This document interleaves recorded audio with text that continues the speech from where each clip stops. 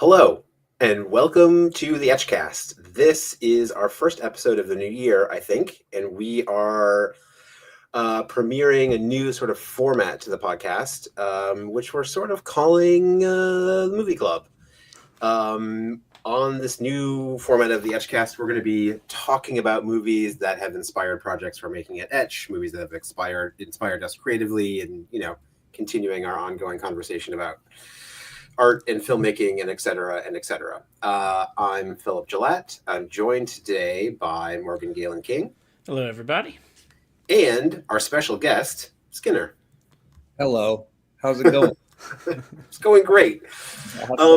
So the reason Skinner's on the podcast today is because our new ETCH show, Art Show with Captain Skinner, had its first episode come out a couple weeks ago. The second episode comes out next week, so we brought Skinner on to talk about a couple of movies that he found inspirational. I think just in general, Skinner, do you want to? Well, actually, here let's start with this. The two movies we're going to talk about today are The Dark Backward from 1991, directed by Adam Rifkin, and The Unwelcome, or I'm sorry, just called Unwelcome from 2023. Which was directed by John Wright. It's a kind of crazy Irish horror film. So let's start maybe, Skinner, if you could just tell us a little bit about why you chose these two films. Well, I chose them because I was just asking you if you'd seen them. So I was like, and you're like, no, I have a lot to say about that actually. But so I was like, oh yeah, you should check these out. But like, it's always, I mean, I have a lot of love for just, I guess, like weird films that shouldn't exist, I guess, or something. But like, I was like, oh, you got to see The Dark Backward because there's so much about it where it's like when you see it, it is the kind of film where you go, wait, how did I not know about this or whatever? Because even when I found out about it, it had already been out for like 15 years or something. So hold on. So let me talk about this quick first. So The Dark Backward, we'll discuss it at length in a second, is one of those movies. I've had this happen to me a couple of times in my life where like there's a movie that usually came out between, let's say, 1988 and 1995 that's so completely exactly my thing, and I somehow did not hear about it at all, let alone see it. This also happened to me with Richard Stanley's Hardware, which was somehow a movie that I only became aware of in the last like 6 or 7 years. But this one is the same thing where I was like, wait, like what? Like, how did I not know this exists? How did I not see it? I don't know, Morgan, had you even heard of it before? I was unfamiliar with both of these, so it was equal. But I mean, watching The Dark Backward, like 5 minutes in, I was like, this is the most Phil thing I've ever seen. It was like Repo Man plus Nothing But Trouble, a little bit of Eraserhead. I was like, this is completely catnip for Phil. So. Yeah, completely. So who wants to give the like a little bottle synopsis of Dark Backward for anybody who's watching or listening who hasn't seen it? Skinner, do you want to take it? I could do that. Well, like in this like kind of alternative world where everybody is an exaggerated version of a human, like everybody is like, and it's not even like, oh, that's a trope. It's like everybody is like every moment you're like, what the hell? Because it kind of fries your brains because it really counters everything that you think it's going to be moment to moment to moment. And so it's very much like a Zen slap for people, but it's like in an alternative world where everything is dirty and grimy and horrible. And like in a way that is so stylistically awesome where you're like, damn, this is cool. Like, I don't know, as a filmmaker, it's hard not to get I think preoccupied with how awesome it looks and how weird and like And so, and how miserable everybody is. Fully dedicated to misery, that movie. Yeah, but like there's this guy who is like maybe the most sympathetic person in the film, who is just this guy who is. So you mean Bill Paxton? No, I'm just kidding. I know, but like, yeah, Judd Nelson, right? And he's like an aspiring comedian who is truly like a neurotic kind of doubt, like the most wretched little wiener of a man, like of all time, but who is also earnestly trying to become a comedian in the worst possible universe. And yeah, he somehow is surrounded by people who are opportunists or who kind of hate him, but who are also like somehow completely orbiting him. And yeah, he tries to become a comedian. Nobody thinks he's funny. And the only reason that anybody believes in him is because they think they could get something from him if he's successful. And yeah, and then an arm starts growing out of his back, and that is the impetus for him to actually go on his stairway to stardom. And everybody's like, like rubbing their hands, like, ooh, he could get something out of this guy. And yeah, and then I don't know, should I ruin the ending where like maybe the things don't work out, or they do work out, I guess, for one. I think they do work out in the end, although it's like it's a surprisingly like buttoned up ending narratively. I thought like they really land that plane in a way that like makes sense, I think. Yeah, I mean we can spoil. I mean, I think we have to spoil it. Yeah, let's spoil it. Let's spoil it. Okay, so have you seen this film called the Wonders, or the One Hit Wonders or something? And I think it has Tom Hanks in it. Yeah, that thing you do. That is that what it's called? That thing. Yeah. And it's about like a group of guys that are kind of like superstar Beatles or something, and then they become this like famous band, and then they just sort of, it falls apart. They're unhappy, and then they all kind of go find their joy. And like one guy's like, I'm gonna play blues in a blues club, and when and everybody's fine with not being famous, and they're just like, let me go do something that resonates deeply with my soul. And so I was like, this is kind of in that same vein, but if it's like a tramadol induced like nightmare, it's just like, I mean, well, so at the end of the movie, just to fully actually spoil it, yeah, the arm falls off, or he loses the arm, so he loses the thing that has made him, as Skinner was saying, like exploitable by everybody around him, and he returns to like doing stand-up comedy.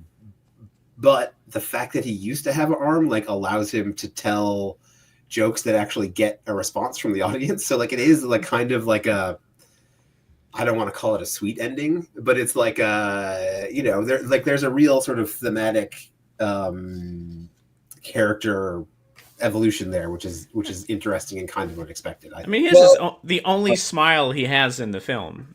Right, finally happens at the end when he's like, "Oh, well, they like my story." So they like my story about how I used to have a third arm. Yeah. Well, the arm is like weird because it's sort of a physical manifestation of whatever anxiety or will this guy has or something. It's like, it's also like maybe a manifestation of just like how sometimes in life, like you just by chance, something happens to you that makes you different and special. And then you find out that like sometimes the specialness or the thing that you have or whatever is not bringing you anywhere closer to a place of like feeling good actually, or connection or something. And like, bearing the weight of the thing. It's like how, I mean, it's not much different than like, how do you navigate alienation? How do you navigate being special? How do you navigate yourself? And so it's like, you can either do it with grace or you can agonize, you know, and it's a lot easier said than done to choose, you know. And I think that ultimately, like, yeah, he's like, hey, so this weird thing happened to me, and then he's having jokes about it, but like, you know, it's like the moral of the story or whatever is so alien that it's like weird. It's super weird. So I've got a couple of like questions, Yeah. leading questions that I might to spur some further conversation. So my first question is like, is he funny? Full stop. At any point in the film, I think you're intended to think at the end that he has achieved some kind of like comedy, but I think earlier in the film he's not funny, right? Like we're to understand that he actually is not a good comic, right? Like that's what we're getting from that, right? Well, he's not funny, but then it was interesting when he got replaced by another comedian. Yeah. The new comedian was doing just different versions of his jokes, and was killing, right? Like, yeah, and everybody's like, "This guy's the next guy." And but you know, I think it's interesting because like I am completely preoccupied with how weird people like Tommy Wiseau are, where they do this thing very earnestly. They are like this. I'm like James Dean. This is what this is, you know, whatever. And then everybody's like, this is the craziest thing I've ever seen, you know? And then basically their whole life from that moment on is like navigating this. My intention was this. The outcome was this. Yeah. And the outcome was maybe so much further away from the intention, but you're getting the weird notoriety thing or whatever. So deal with that, I guess, or don't, whatever. But like this guy, I think is sort of one of those earnest people who doesn't fit into this world so much. You know, it's really hard. And, you know, think about how many Tommy Wiseaus are out there and like how many they're like Napoleon Dynamite. I think that's his name in the movie, Mort, right? Yeah. Well, you can see it too, where he like they're in the dump and he finds I'm sorry, Oriental. not Mort, Marty, right? Yeah, Marty Malt. That's his name. Yeah, Marty Malt. Yeah. I'll say where they find the Oriental rug in the dump, and he's like cares about the craftsmanship when clearly not one other human being on this entire planet that he lives in cares about anything anymore. You know, he really stands out, I think, as being like capable of empathy, which clearly, I mean, no one else is at all. No, they aren't. And that's interesting because that makes me wonder if that part of the film wasn't somewhat autobiographical of the director. Right. And because being in Hollywood, I mean, like if you apply this film to Hollywood, I mean, and it's very obvious, right? It's very like when Rob Lowe's character comes in, he's all in Hollywood. and there are amazing and totally wild quotes in this film, like funny, really campy, you know, legendary, you know, like quotes. But this movie might even have been an unintentional autobiography from the director. Right. And he might not even totally have been aware that what he was doing. But, you know, if you really look at it, it's interesting. It's very, or maybe he was, maybe I'm just freaking tripping out. But I mean, it seems like it must be to me. Yeah. You know, like that. I definitely made the note that at the end, if there was a message, it was that Hollywood makes garbage for garbage people in a garbage world. Yeah, I mean that's yeah, that part. I mean, I think the unintentional part may have been that Marty Malt is the director. You know, when he sees like I can really appreciate the craftsmanship of something. But yeah, everybody around him was a total like sycophantic garbage person who is willing to take advantage of him at any turn, whatever. But I really feel, you know, this movie getting made was such a like a one-off thing, because I remember watching it years ago, and in the Blu-ray there's the director commentary, and he was saying he didn't understand how the film got made, but that the studios at the time were so preoccupied with other bigger films that his movie, like they weren't even tripping on it. They were like, whatever. But the amount of celebrities it's insane. The cast is crazy. It's crazy. Like so, for example, just to say, it's Judd Nelson as Marty Malt, Bill Paxton as his friend Gus, Wayne Newton as who's incredible in it. He was incredible. Yeah. But Laura Flynn Boyle, just off of Twin Peaks, James Caan for some reason as like an insane doctor, Rob Lowe as the like Hollywood figure. For fans of Babylon 5, which I'm sure there's at least one on this podcast. I don't want to say who, but it's me. Claudia Christian, who's in Babylon 5, is in it. I was like, oh shit, she's great. Anyway, point being, it's like, what is Wayne Newton doing in this movie? Like what, how did that happen? He like stole the show so many times, and you could tell that he was willing to meet the film's weirdness with it. Yes.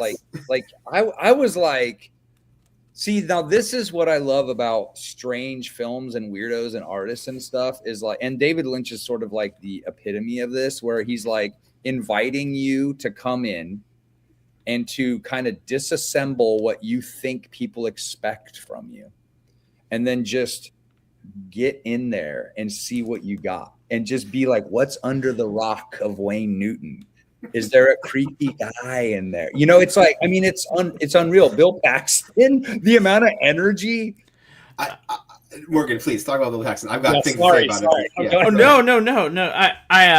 I mean, I've never seen. I mean, he's always turned way up, right? Or not always, but he's capable of very, very. But it's like if the entire movie was like the Game Over Man drama, like the boldness of that, you know, infamous from Aliens, but like just the entire time, but with a big smile on his face. He's just so manic and so pure id. Just it's fascinating to watch. He captivates every scene. My son's about to burst through this door. You guys keep talking. Keep talking about Bill Paxton. Okay. Yeah, sure.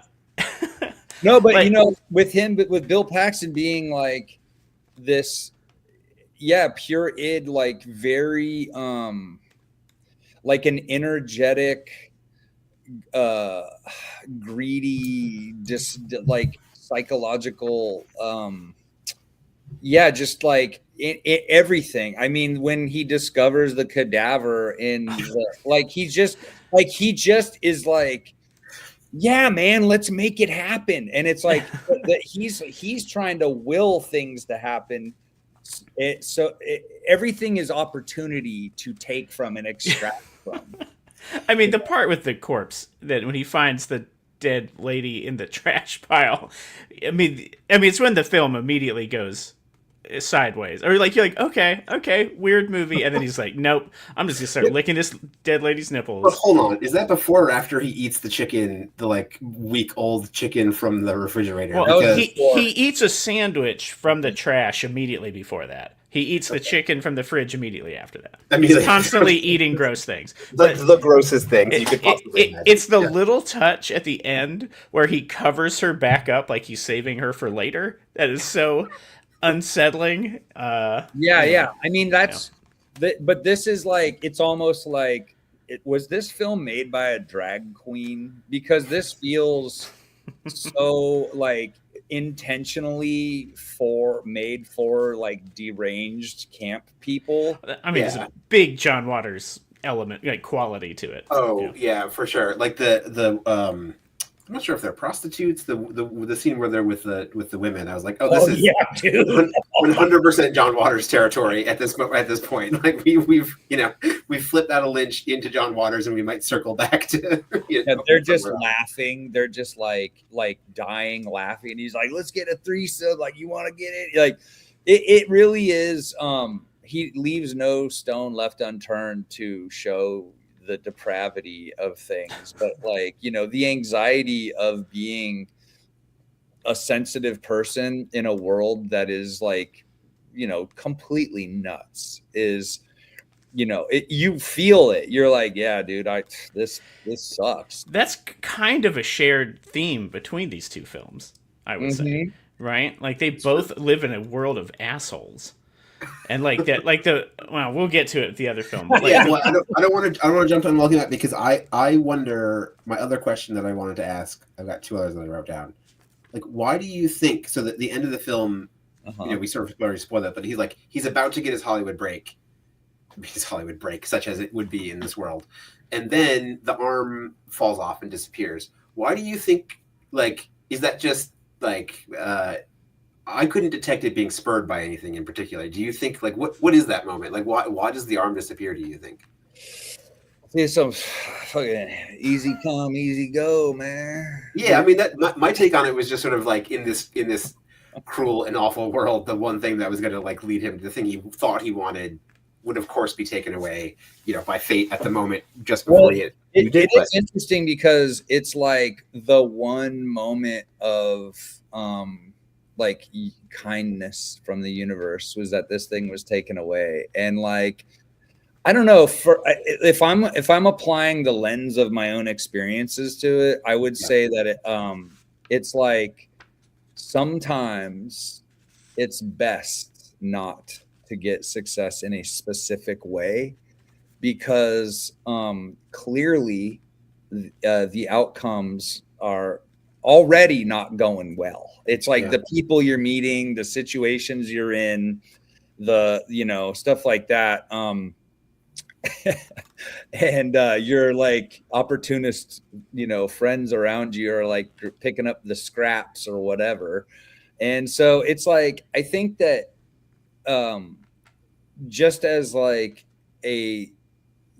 almost like an olive branch towards, hey, don't give up who you really are, and be honest about who you really are, because that's actually the thing that you have that's beautiful and cool.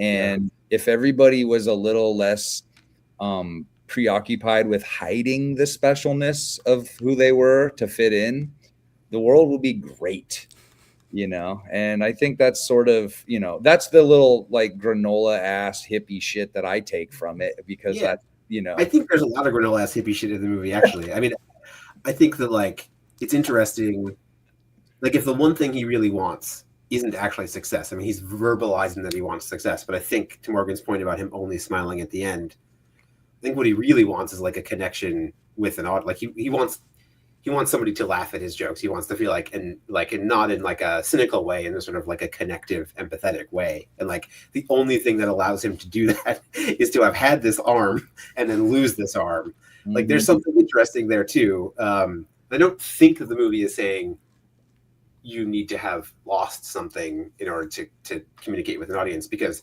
the movie takes a lot of things from him, and like, that doesn't lead to his success. It's specifically this strange arm thing.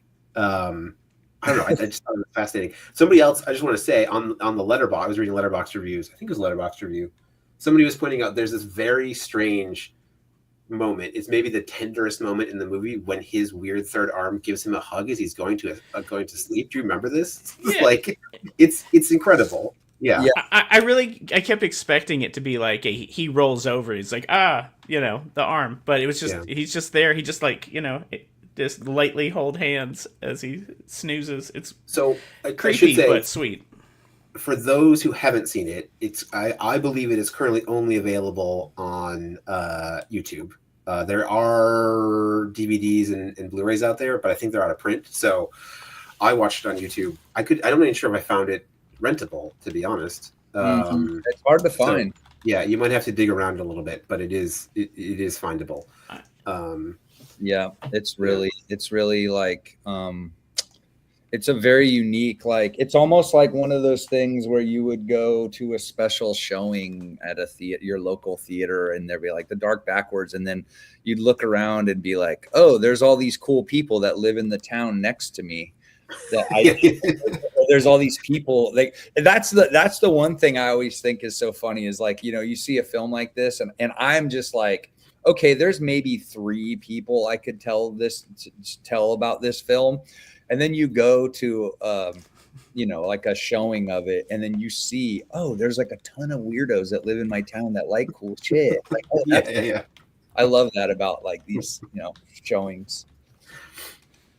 But yeah, I don't know, man. I don't want none of that chicken though. That chicken's gross. Oh, I was gonna say, yeah. I mean, just from like a visual production design level, it's rare to see a movie that's so fully dedicated to like just being repulsive. Like it's just a total trash world. Like it just everything about it is It's I would love to find out how they got all those actors to be in the film. Like, I almost in my mind envision like the director or the casting person like telling, Wayne Newton like, "Hey, we got Rob Lowe."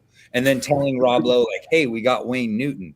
And then like telling, Judd Nelson like, "Hey, we got Bill Paxton." And then you know what I mean? Like trick them into being. I feel like it probably wasn't hard to get Bill Paxton because I can't imagine. Well, who knows what the script looked like, but like it feels like it's just such a part that he was like, who else could possibly have Bill Paxton as hard as Bill Paxton did in that part? It's like that nobody else could have done that in the way that he did. No, not at all. Yeah. I mean, it is. I guess you are right. Like both films are about navigating assholes. I didn't realize that. Am I subconsciously saying something? Yeah. You're like, Bill, watch these 2 movies about somebody having to deal with assholes and like, see what you can. Well, it's like they just. I mean, in Unwelcome, which maybe we are at the halfway point. I guess maybe we should switch to Unwelcome. Let's do it. Like it is fascinating how every time anyone leaves the house, they're just like there's no one. Like the world is just surrounded. It's just threats. It's always threats. When you walk outside, he can't do anything. He cannot function normally. Like he's just trying to go to the convenience store. He's just trying to, get his house fixed. And it's, and there's I just thought that was, and they both kind of have, like the safe space where there's kind of the pub you can go to, and whereas in the dark backward, there's kind of the diner that they go to where they're not constantly under threat. But both are, but yeah. I mean, there's definitely some sort of just a hostile world that people are, they're trying to navigate with some kind of empathy. Like, of course, I saw where the director of Unwelcome had compared it to like he was going for straw dogs, which, we could debate if he did, but there is a very like, the guy just, as we see throughout the film, like every time he's confronted with something, he's angry and tough when he's not in the conflict. But the minute he is challenged, he just, starts crying. which you could go ahead. Sorry. Yeah. That's it.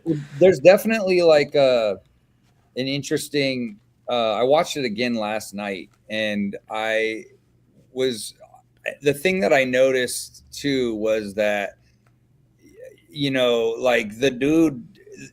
The husband guy is overwhelmed by having he's actually more overwhelmed by navigating his masculinity than actually navigating the problems. Like, what does this say about me? What like I can't protect my family and like all this stuff and like there's that part in the middle where he's like, I swore I wouldn't let this ever happen to you again, after it immediately just happened again. And he's like, I'm going to the bar. And I was like, yeah, at least he doesn't address it at all. He just says he's going to, and I was like, no, I'm just going to go have a couple of beers. Very emotionally immature, very like incapable, but then also really wrestling with how not capable he is the whole time. And then once he actually has to, have some boundaries or whatever, like he's just a little bitch, and it's hilarious. And you see that the whole idea of like, let's get away from the city and the craziness of the city, and then you go out to the. Wait, hold on. So, sorry. We should explain it. So Unwelcome, for those who haven't seen it, it's available on Shudder or AMC Plus, probably easily rentable. Much easier to find this film than Dark Backward. Who wants to give the capsule summary? Morgan, do you want me to do it? Do you want to do it? Yeah, you guys can do it. Go ahead, Morgan. Oh, okay. Well, I don't know if I can do it quite. Let's see. So I'm terrible with names, so everyone's name immediately left my brain the instant the film was It's over. okay. So Husband and wife. That's just how I exist in the world. Yeah.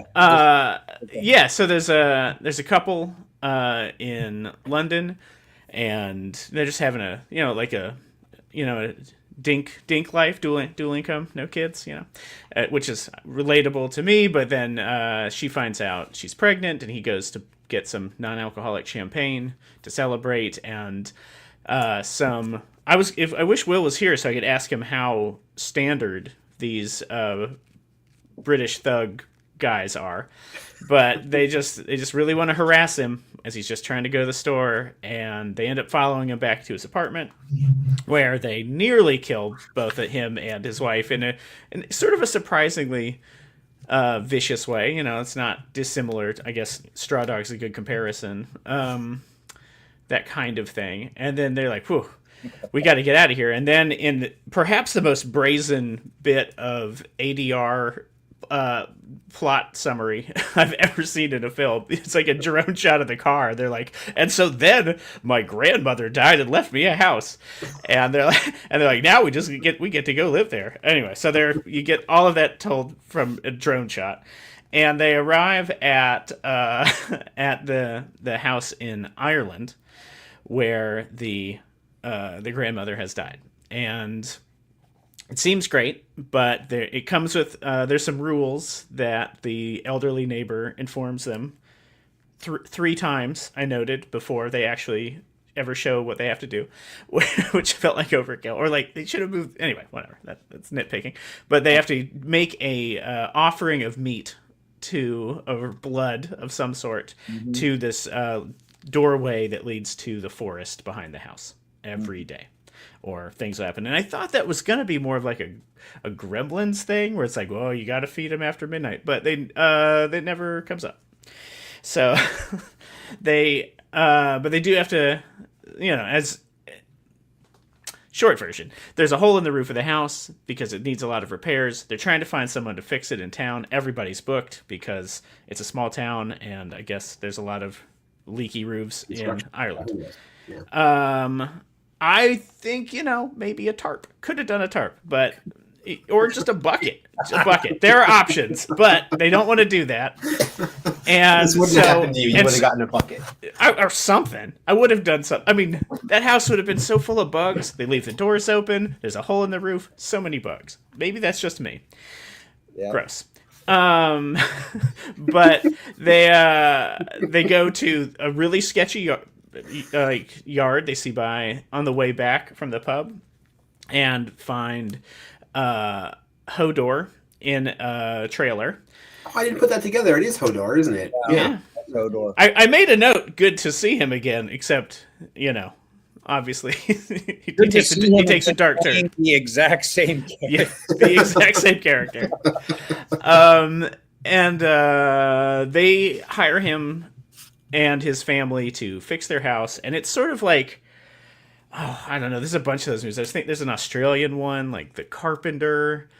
I don't know, where like you have someone coming to fix your house and they just are too incompetent to actually fix anything. They just live in your house now. That kind of problem. Yeah, I wanted to note that I wonder how Irish people feel about the depiction of Irish people in this film. I think the director is Irish. I mean, he must have some, because this is like if I was to make a film about scary white trash people or something, like it's like like they'd be like, it's like totally crazy. They're so insane, But I mean, they're definitely just like the thugs at the convenience store again. Yeah. Basically, they're just abusive and with the added element of some like Irish British tension, right. And so that very quickly unravels as they learn more and more about who they're making these offerings to, which are the red caps, the little people, the red caps of the forest. Which is 100% of the reason to watch this movie, because they are fantastic. Awesome. Yeah. Really, so it's so good. They're so good. I mean, there's someone on Letterboxd posted a review that said, like, it was like, when the red caps are on screen, 3 smiley faces. When the red caps are not on screen, bored faces. 3 bored faces. They hold that card, that red cap card, Yeah. for a long time in the movie, and I was like, I know where this is going. You're really making me wait for it. Is it going to be worth it? 63 minutes. 63 minutes. Okay. Which before you get to crazy, like so crazy, but also like.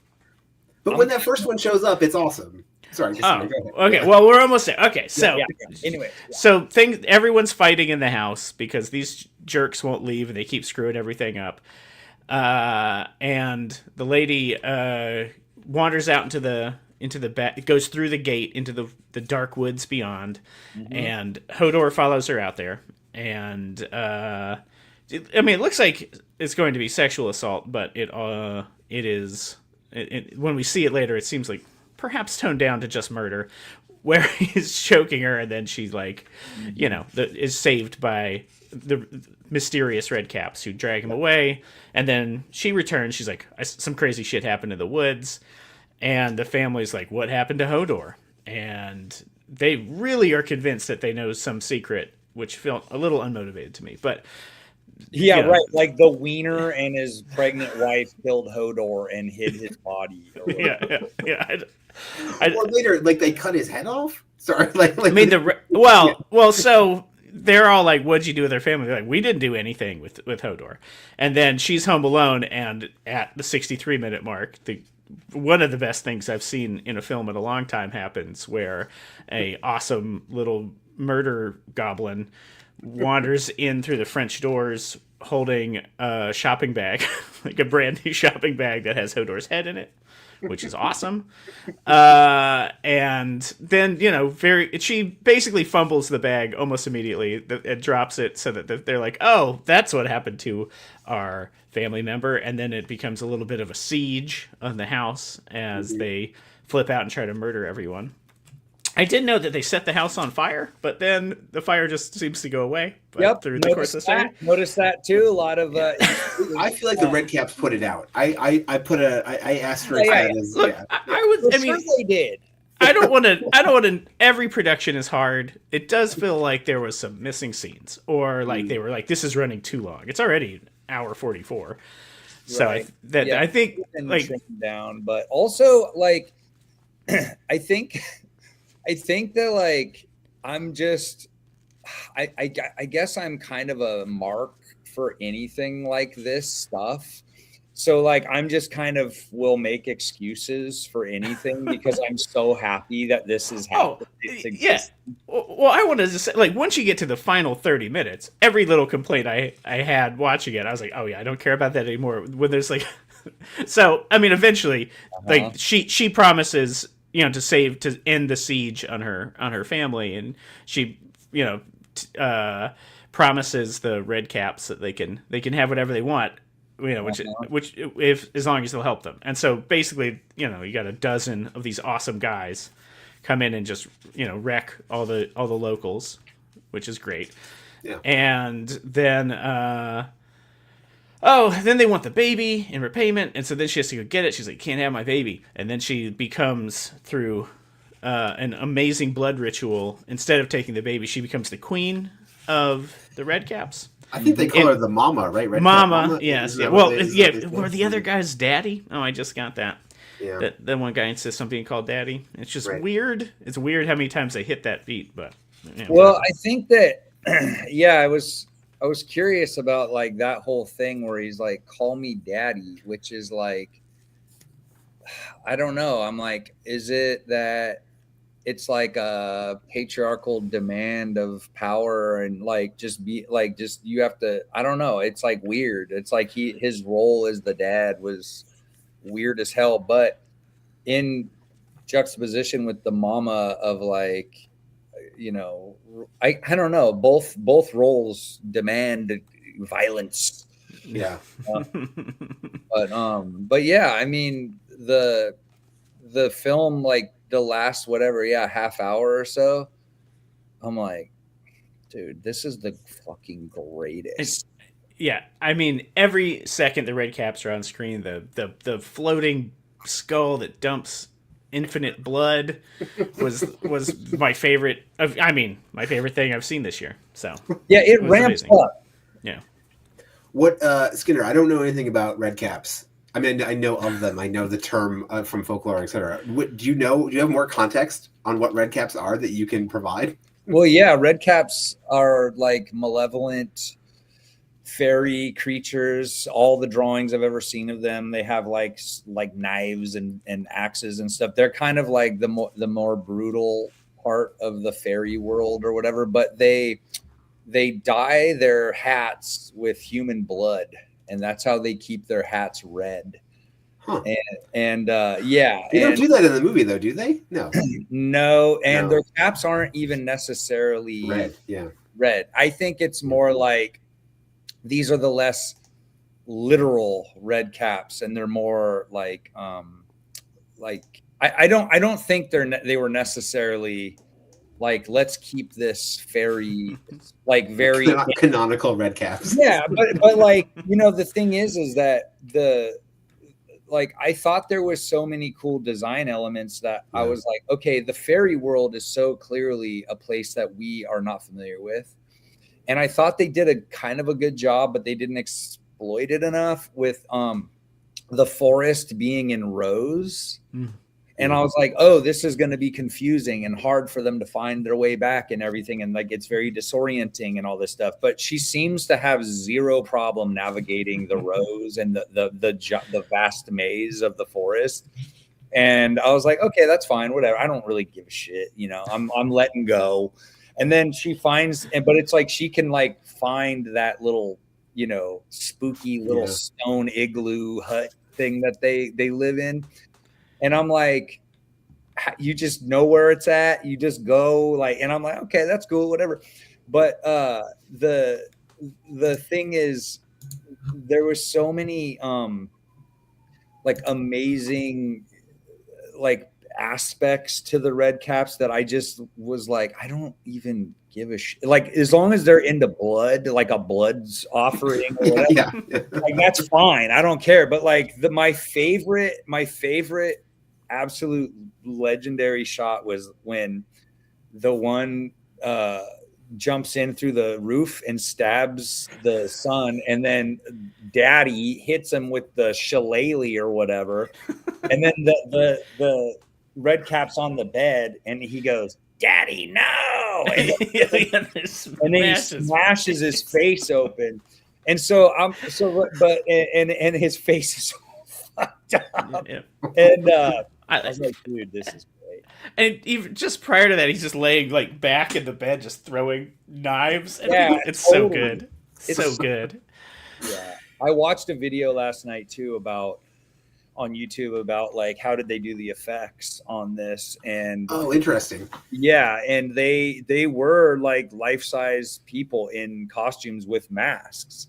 Right. And they did some CGI, like the eyes shutting. I don't know if you saw some of that, because I was surprised a few times about how good certain like things looked, or like it really is a cool, amazing film. There's some like little like things that I'm like, whatever. That's not that great, you know. But like, considering how weird and like specific this film is, like somebody's like, yeah, I got to make a movie about red caps, bro, and it's going to be crazy. You know, like they went for it. Yeah, and not just I need to make a movie about red caps. I need to make a movie about red caps where red caps disembowel a woman and her intestines fall out. Like it's great. That actress is incredible. I don't know what else she's been in, but I recognized her face, but totally. Like I get the feeling that that's sort of the same character she plays in every film, which is the like antagonistic chick. Yeah. I hate you, but I'm also like, do I also have sex a little bit? You know, and you're like, dude, this is toxic as hell. Yeah.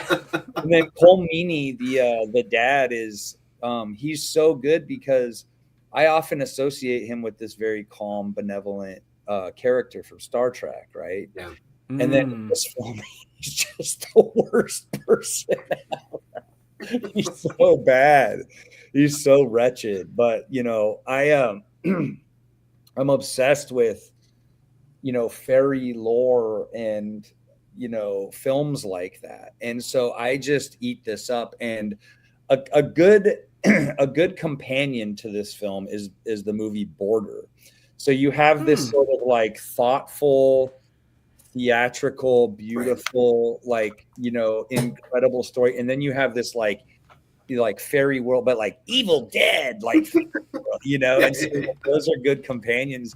And I was thinking last night how funny it was when I have just endless books on fairy stuff and all this, and I read them about leprechauns. And the thing that I always find is so funny is like the depictions of fairies as just constantly trying to trick people and get shit from people and do things like, and it's like all of a sudden you're like, this baby's not my baby. But then if you like hold a little piece of iron near it, it will be like reveal itself as an old man, be like, ah, ah, you're like, who made this shit up? But I had this workout class at the YMCA I'd go to, and there were two Irish guys, and Austin and Seamus.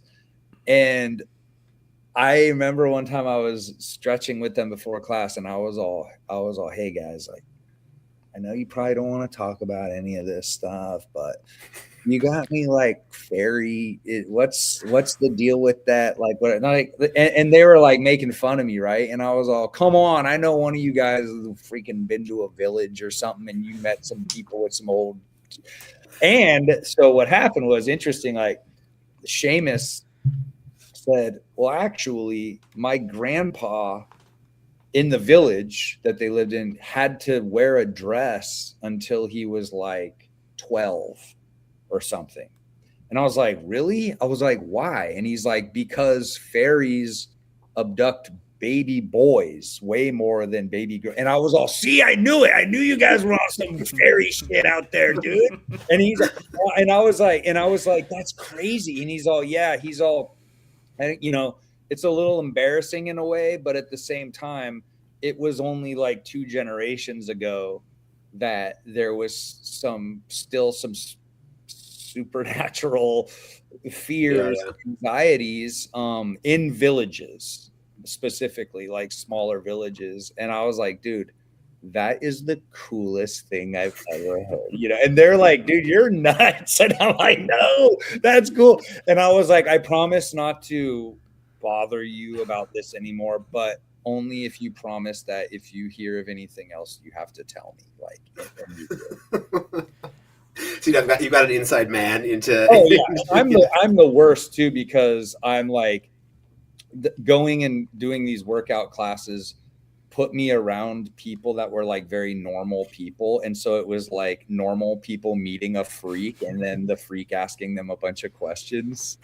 Like, and they're just like, what? Like there was another, I'm not going to get off topic, but there was another guy who was like a doctor, like nurse guy. And I was like, dude, tell me the most fucked up thing you've ever seen. Like whatever. And he is this okay if I say it? Anyway, he said that there was some weird drug addict dude that came in, and that they had to remove dimes from his penis because he kept putting dimes up his penis hole. And I was like, dude, that's crazy, yeah. And I started making up songs like dimes in the dick hole, babe. I was like, and he's like, dude, what the fuck is wrong with you? But anyways, so back to the movie, and so in this film, but like the thing that I want to say about the lady is that her struggle to navigate the world of all these crazy assholes and stuff, like she became the queen of the the red caps and everything. And the husband was just literally useless the whole time. Yeah. He never has any use whatsoever, right? Like it's No. And then completely unactualized. Yeah, totally. And he never, like, everything he does is very like, this is the man baby. Like this is the man baby that women are complaining about online. Like, you know, like your pregnant wife is freaking out, you're like mad, and then you're like, I gotta go to the bar. Yeah. You know, go learn how to box. Yeah, it's just like, you know, I'm navigating the, you know, daddy and his kids. I'm navigating red caps. I'm navigating the complaining lady who's like, you're not leaving liver for the red caps. I'm navigating your immaturity. I'm navigating being pregnant. It's like this whole thing. And then at the end, she's like, becomes the queen. And I think that there's some justice there, which I like, because she deserves some helpers, some little red caps. Yeah. Well, they're the only nice people in the film, really. You know, like everyone else is just clearly like, please just feed the liver to them. Even the nicest people in the pub, but the red caps really looked out for her. They, you know, they took in a time of need. They were the good neighbors that she needed. Wasn't the rest of the town, you know? Right. They're great. Yeah. The rest of the town was also like weird, like weirdly bizarre too, and you know, I don't know. I was just like, there's nobody cool in this town. And also, what I realized is that I would probably be, you know, if I was in this same position, I'd be like, what, red caps? What are you talking about? Are you serious? What the hell, dude? How do we stop them? Or like, what? Like liver? Is there enough? Like, you know, and then like, you know, it's like one of those things where there's always like the most disinterested people about anything, just and stuff happening to them. Yeah. I mean, I feel like it would be the highlight of every day. Would be like, oh, we get to do the liver for the red caps thing again. I know everything else is so boring, but look at this awesome thing we get to do. Yeah. It's hard. It's like I go on YouTube and like try to find videos like, how do I make friends with crows? You know, like stuff like that. And like I would just be like, how do I make friends with red caps? Like, how do I commune with them? What's going on? Like, how do I learn about the other world? What, you know, and, but everybody else is just like, what liver? Oh God, red cap. Yeah, what a hassle to have to live so close in such close proximity to the supernatural. I can't handle it. Yeah. I guess her outcome is not totally dissimilar to Marty's outcome in a way. These films there is a syncopation going here. There is. Yep. It's interesting because she kind of has the self-actualization, right? Where she's in her own power. And in a way, I love that for her because she doesn't have to, because she's like literally like, if her husband is, you know, maybe annoying or not, you know, she could just be like, I will have the red caps like stab your legs a little bit if you don't like grow up. I bet those red caps could fix the hole in the roof. Dude, imagine being friends with red caps. Oh my God. I would I would probably, it would be funny because I would probably just end up like in the forest building little apartments for red caps and stuff. Like what do you like? Like, how do you like your little window? Like, what do you want? Like making a little swimming pool for red caps. Oh yeah. God. Dude, imagine them on like Shea lounges having little drinks. Oh fuck, dude. That's awesome. So when you get to the sequel, it's gonna be the Gremlins 2 version where it's just all fun red caps. All fun red caps. You know, all fun. Well, what about like why isn't there the only film that I can think of where there's like a person who becomes friends with the creatures or whatever is that movie The Pit, where it's like, which in my opinion they're remaking a lot of films. If you're gonna remake a movie, The Pit, dude, where it's just a kid who's weird and nobody likes discovers some little trolls in a pit in the ground and then just starts to push people into the pit. And it's excellent. Yeah. It just gets like he finds an old woman in a wheelchair. He's like, "Oh, I'll take you on a little stroll," and he just dumps her in the pit. There's kids he doesn't like. He's like, "Hey, come play with me in the forest." Takes them out, push them in the pit. Like it's crazy, dude. What the fuck? And that kid's nuts, man. I don't even want to see what that kid, if he becomes friends with some red caps, there's gonna be some carnage, dude. Yeah. So, Yeah. sorry. Okay. That was amazing. So what's your takeaway lesson from Unwelcome? What life lesson do you glean from that?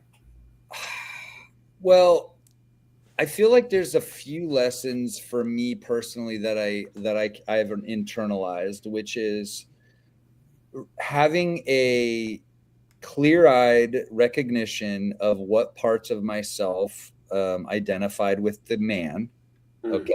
Mm-hmm. Which is that I have overcome some emotional immaturity, some fragility. I have opened myself up to the idea that maybe being in connection with somebody is actually overcoming a lot of the immaturity and the struggles from trauma to meet somebody where they're at and to intentionally say, we're on a team together. Let's do this.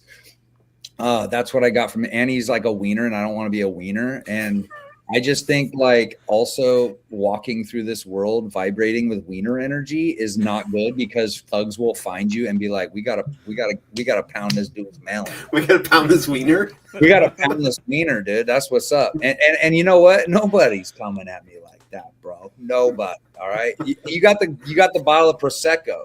Start whooping up on these fools, man. Also, last thing, real quick, when she had that knife up to that dude's throat, I was just like, just jam it in, honey. Yeah. Well, but she does at the end. I mean, that's like that's sort of her whole journey is right. Yeah, that's right. I mean, it's almost like you can think of them on parallel paths, and like his path, like they both swear the same thing after being attacked in the apartment, right? Which is like, well, never again.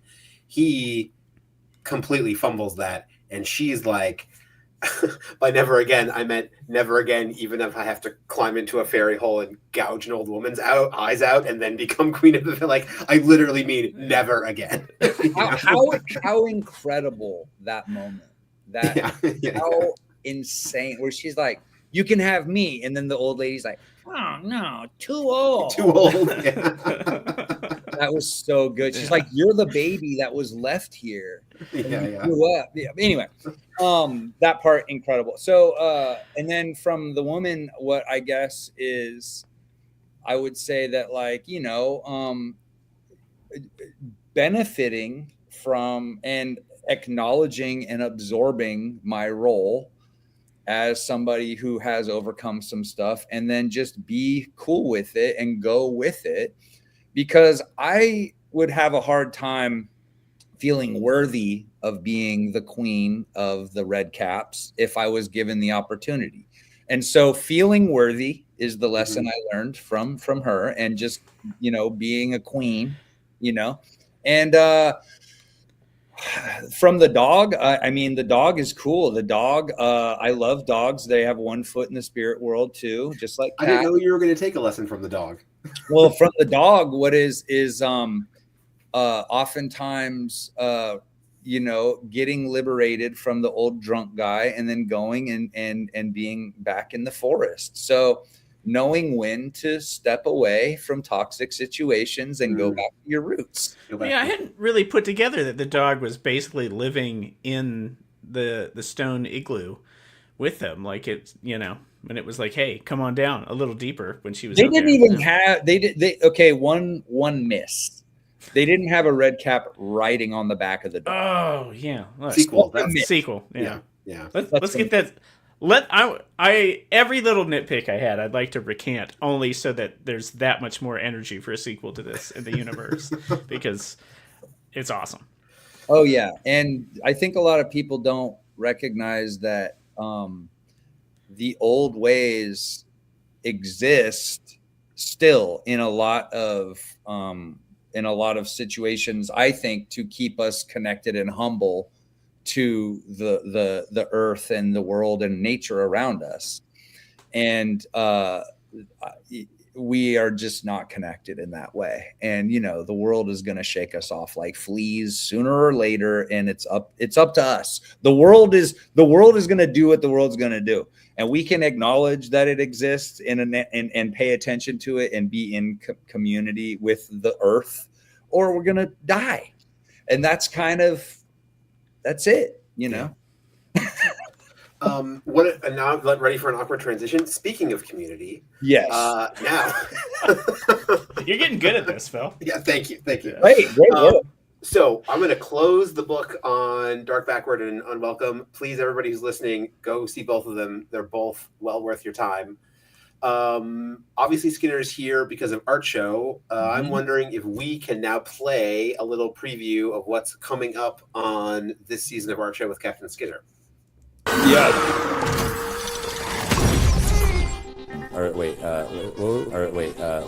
Kirby crackles. Give them some little rotten skin. Happy little pustules. This is the fun, satisfying part.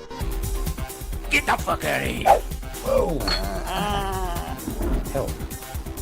Wizard rhymes with lizard. Just make it look cool, dude. Wow. Make like a banana and split. No! Put that in your pipe and smoke it. That rat has a lot of eyes. It does. Wow. That looks great. This I was show, going to say, I'm not even sure if you've seen a lot of that stuff. I haven't. I'm feeling like I'm going to be the queen of something, and I just feel it. I'm getting more all the time.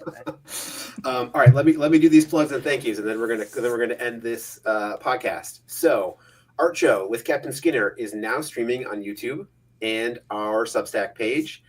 Early access to new episodes starts next Monday, March 2nd, on our Substack page. That's etchstudio.substack.com. Episodes then released publicly on YouTube the following Friday. So next Friday will be episode 2 on our YouTube page. If you like getting things early and seeing how things get made and how things work behind the scenes, please come join our Substack at etchstudio.substack.com. You can currently subscribe there for just $2 a month. That's our Skinner special. Come help support the show, help support future independent projects and weird shit. If you're at all interested in stuff like the Dark Backward, we'll try to make something crazy like that for you, because we're all dedicated to disgust and misery here at Etch. Yes, we need to pull you out of your Michael Bay hypnotist. Yeah, the weirder the better. It's good for your soul. It's good for your heart. It's good for your brain. So rebels react these days. Yeah. So please support, subscribe. Thank you for listening, Skinner. Thank you for being on the podcast. Thank you for choosing to do Art Show with us. We love you, and this is great. Lacey, thank you for producing the podcast. Thank you to our subscribers. Thank you to our listeners. ETCH Cast will be back to discuss more inspirational movies, more weird art, and more about the necessity of community in this dark, dark world. Thanks, everybody. All right. Bye.